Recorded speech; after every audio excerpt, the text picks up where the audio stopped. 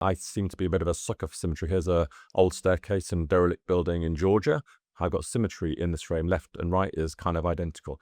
Here's another shot through, again, another derelict kind of area in Georgia, but, shooting through this kind of old window, symmetry, kind of left and right, and also sort of top and bottom slight differences, but symmetrical frames. What do you think? Do you like symmetry? If you like symmetry, like this video.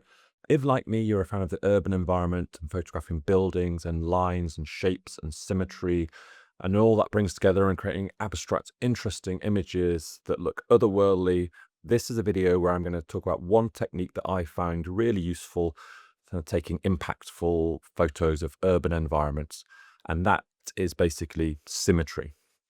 It sounds super simple. There are loads of ways to photograph buildings, but when I look back at my photos of places like Valencia, I see a common trend in a large percentage of my photos, and that is that I've filled the frame with a symmetrical composition. Let's break down that phrase, fill the frame with a symmetrical composition. I'm a fairly simplistic person, I think, when it comes to photography and composition. I just like to fill my frame with one object or building or thing and make that clearly the subject, and I want to make people go wow when they look at that image. Places like Valencia, where I go to often, one of my favorite places for photographing the urban environment, is a brilliant place for this. There are so many different things you can photograph, so many lines, shapes, unusual shadows, textures, curves, reflections, water, loads of stuff that's amazing to photograph. But what I think is the challenge is that there's almost a visual overload, and you need to break it down and go, okay, what am I actually going to be looking for here to make some interesting photos that's not going to bombard the viewer with a whole bunch of crazy shapes and patterns and lines. I want my pictures to be about one thing. And what I find is a really good thing to look for is symmetry. But when I talk about symmetry, I mean super clear and obvious symmetry where the entire frame is filled with symmetry. I'm not talking about a little bit of, a reflection of two little red things on either side of the frame. Everything else is totally different. I'm talking about complete and utter submission to symmetry in your photos. That's what I want to show you in some of these photos. Obviously, there's going to be differences. There's got to be some differences between a bit of light and shade from one side to the other, or a bit of movement through the frame, or a small thing that breaks that symmetry that actually makes it a much more interesting photo. But let's look at some techniques that we can use to use symmetry to make really fantastic photos.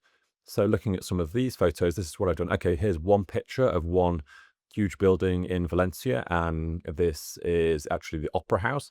It's a very clear line of symmetry straight down the middle. Left and right are fairly identical, but there's nothing else distracting from that anywhere else in the frame. Yeah, there's some cloud movement, there's a little bit of light changing either side, but clearly the photo is full of this one thing. Both sides are completely symmetrical, and the entire frame looks interesting and is fantastic. Look at it. It helps that it's a really interesting building, but symmetry is there. Let's look at another photo. So here we're using a reflection on water to use those shadows to make that symmetrical pattern top and bottom. The bicycle makes it look interesting, a little way of breaking it, but even that's got some symmetry. Top and bottom half, symmetrical composition. The pattern repeating through the frame is really interesting. And again, all you have in this photo is symmetry, patterns, line shapes. There's nothing on the edges that's distracting me. There's nothing else for the viewer to look at other than this lovely pattern of symmetry. Really interesting photo. The entire frame is filmed with pattern and symmetry. Here's another one. Again, using water is a really good technique. Here we have the water horizontal line. The building is reflected top and bottom. So look for places where you can get reflections. If you do a longer exposure like I've done in this shot, that flattens out the water and you get that nice pattern, that symmetrical shape. It's also interesting to use symmetry in more abstract ways and making your more abstract compositions. So if you look up, you look around, you see details, you see parts of buildings that do have symmetry to them. What you exclude from the frame is as important as what you include in the frame. So if you exclude the non-symmetrical things from the frame, what you include in the frame can be totally symmetrical. I don't care whether left or right or above or below this frame there was something else, fields, trees, birds, cars, people. I'm excluding them from the frame and I'm getting shots like this. So I'm kind of making symmetry by just filling my frame purely with what I'm seeing as a pattern. I'm excluding things. I think in this shot there's palm trees nearby, but I make sure they're not in the frame, and I'm only including symmetry in the frame. So another really good technique for shooting buildings and making interesting photos is include only symmetrical items in your frame, include only symmetry in your frame, make what's in your frame symmetrical, and subtract things from the frame that are not symmetrical. Don't include them in your frame. They are going to throw the viewer off, and what we're focusing on here is making symmetrical photos. Here's more examples. Looking up, you can see patterns and shapes. So finding that symmetry and what you're looking for is a good way to train your eye. When you're out photographing, you can either include the whole building or just part of the building, and you can create really interesting symmetrical photos once you train your eye to start looking for symmetry.